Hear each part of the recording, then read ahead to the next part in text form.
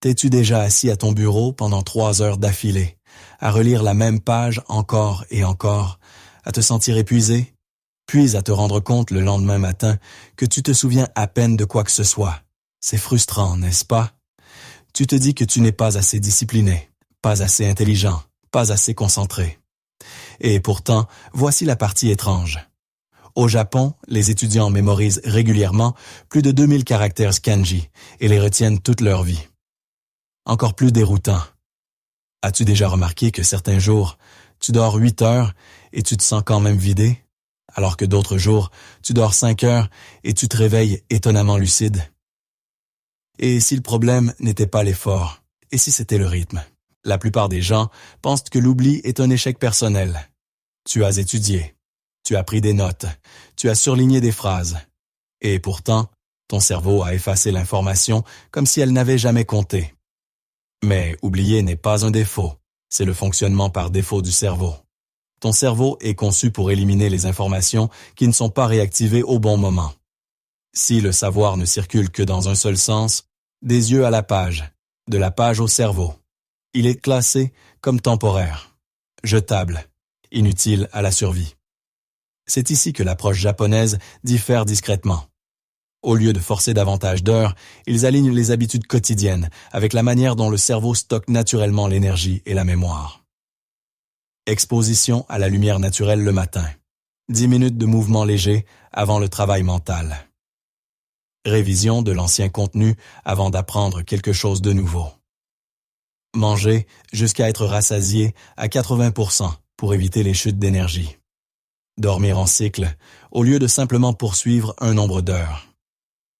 Il existe même des recherches, souvent mentionnées par mes concurrents, qui montrent que seulement 10 minutes d'activité physique légère peuvent augmenter la capacité de rappel jusqu'à 20%.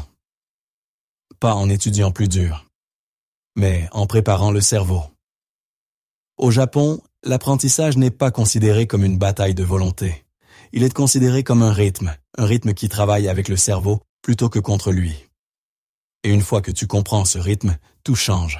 Dans de nombreuses villes japonaises, la journée commence dans le calme. Les étudiants sortent un tôt, sans se presser, sans faire défiler leur téléphone, sans surcharge mentale. Ils marchent vers l'école ou la gare, ressentent l'air du matin, laissent la lumière naturelle atteindre leurs yeux. Cette habitude simple paraît insignifiante, mais elle est puissante. La lumière matinale déclenche une augmentation du cortisol, l'hormone qui t'aide à te sentir éveillé et concentré. Elle réinitialise aussi ton horloge interne, indiquant à ton cerveau « La journée a commencé, il est temps d'être éveillé ». Sans ce signal, ton cerveau reste à moitié endormi, même si tu bois du café ou restes assis à ton bureau pendant des heures. C'est pourquoi tant de personnes se sentent embrumées lorsqu'elles étudient immédiatement après s'être réveillées à l'intérieur.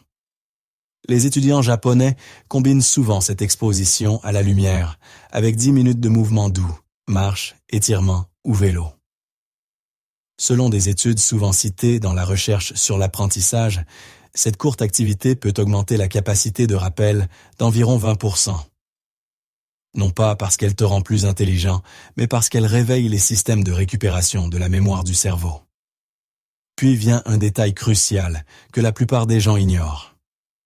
Avant d'apprendre quoi que ce soit de nouveau, ils rappellent brièvement ce qu'ils ont appris la veille. Pas en relisant, pas en surlignant, mais en se demandant activement « De quoi est-ce que je me souviens ?» Cela active les circuits de la mémoire avant d'ajouter de nouvelles informations. C'est comme s'échauffer avant un exercice. Même l'environnement compte, un bureau rangé, une tasse de thé, un rituel matinal répété. Ces petits signaux disent au cerveau « Voici un état de concentration ». L'apprentissage ne commence pas par l'effort, il commence par l'alignement. La plupart des gens pensent qu'apprendre signifie faire entrer des informations.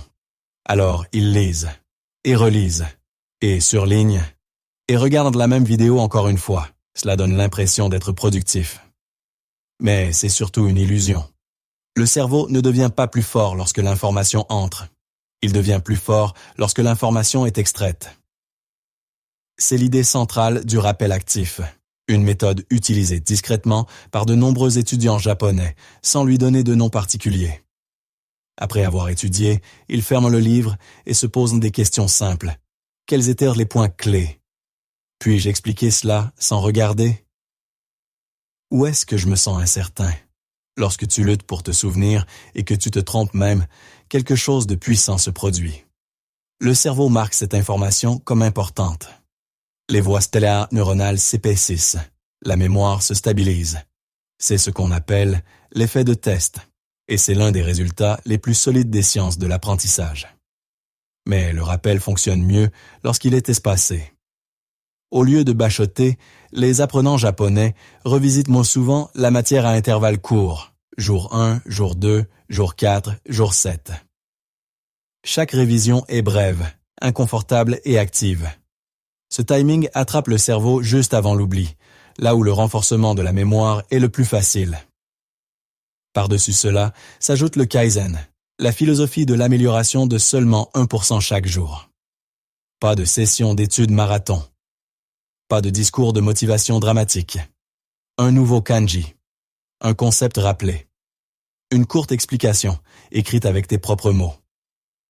Certains suivent un rythme simple de 40-10. 40 minutes de travail concentré, 10 minutes de repos. Et au lieu d'abandonner après une mauvaise journée, ils suivent une règle silencieuse. Ne jamais manquer 2 fois. Le progrès n'est pas bruyant. Il est rythmique. Le sommeil est le moment où l'apprentissage se termine. Pendant la journée, ton cerveau collecte des fragments d'informations. La nuit, il décide ce qui reste et ce qui disparaît. Ce processus se déroule à travers des cycles de sommeil répétés, chacun durant environ 90 minutes, passant du sommeil léger au sommeil profond, puis au sommeil paradoxal. Voici le paradoxe qui déroute tant de personnes.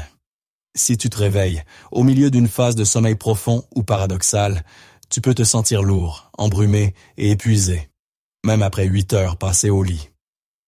Mais si tu te réveilles près de la fin d'un cycle de sommeil, tu peux te sentir étonnamment reposé, après seulement 5 ou 6 heures.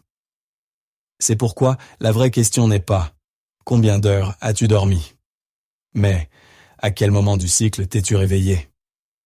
Les habitudes de sommeil japonaises respectent discrètement ce rythme. Beaucoup de personnes visent des heures de coucher et de réveil régulières, permettant au corps de compléter des cycles entiers au lieu de forcer le sommeil avec des alarmes et des stimulations tardives. Une autre habitude subtile soutient la clarté mentale. Hara Hashibu, manger jusqu'à être rassasié à environ 80%. Les repas lourds en fin de journée volent de l'énergie au cerveau et créent ce fameux coup de barre alimentaire. Manger plus légèrement aide à rester alerte et améliore la qualité du sommeil. Juste avant de dormir, certains étudiants passent 5 à 10 minutes à se rappeler ce qu'ils ont étudié. Pas à relire les notes, simplement à rejouer mentalement les idées clés.